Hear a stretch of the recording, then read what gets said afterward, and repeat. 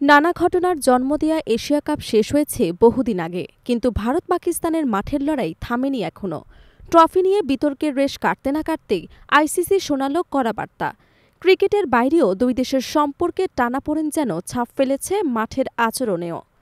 Asia কাপকে কলঙ্কিত করার দায়ে শাস্তির মুখে পড়েছেন দুই দলের একাধিক ক্রিকেটার। তবে শাস্তির পাল্লা এবার ভারী পড়েছে পাকিস্তানের দিকে। সবচেয়ে বড় ধাক্কা এসেছে মেন ইন গ্রিনের জন্য। নিষিদ্ধ হয়েছেন দলের পেস তারকা হারিস রৌফ।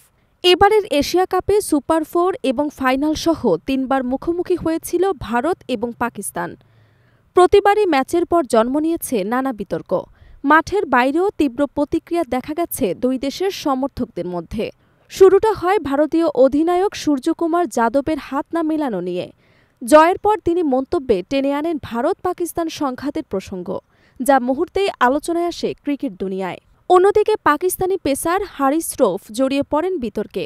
ম্যাচ চলাকালে ভারতীয় ব্যাটারদের উদ্দেশ্যে আগ্রাসী আচরণ এবং উস্কানিমূলক অঙ্গভঙ্গির কারণে তাকে দোষী সাব্যস্ত করে আইসিসি।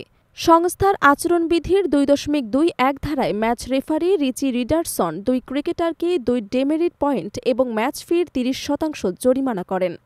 সুপার 4-এর আরেক ম্যাচেও থামেনি বিতর্ক। পাকিস্তানের 50 করা ব্যাটার সাহিবজাদা ফারহানের ভিন্নধর্মী উদযাপনকে কেন্দ্র করে শুরু হয় আলোচনা। একই ম্যাচে অসভ্য আচরণের অভিযোগ ওঠে ভারতীয় পেসার আরশদীপ সিংহের বিরুদ্ধে। তবে তদন্তে প্রমাণ না মেলায় তাকে নির্দোষ ঘোষণা করা হয়। অন্যদিকে ফারহানকে 1 ডিমেরিট পয়েন্ট এবং সতর্কবার্তা দেয় আইসিসি।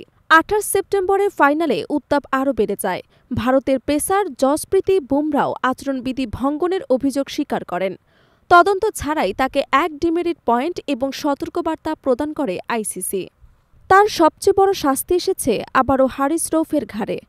ফাইনালে ভারতীয় দর্শকদের উদ্দেশ্যে তার ধারাবাহিক অঙ্গভঙ্গি সামাজিক যোগাযোগ মাধ্যমে ব্যাপক আলোচনার জন্ম দেয়। আইসিসি এটিকে গুরুতর অপরাধ হিসেবে চিহ্নিত করে আরও 2 ডিমেরিট পয়েন্ট এবং 30% ম্যাচ ফি কেটে নেয়। আইসিসির নিয়ম অনুযায়ী কোনো ক্রিকেটার 24 মাসে 4 ডিমেরিট পয়েন্ট পেলে তাকে স্বয়ংক্রিয়ভাবে 2 ম্যাচের জন্য নিষিদ্ধ করা হয়। সেই হিসেবে দক্ষিণ আফ্রিকার বিপক্ষে চলমান ওয়ানডে সিরিজের প্রথম 2 ম্যাচে খেলতে পারছেন না হারিস রৌফ।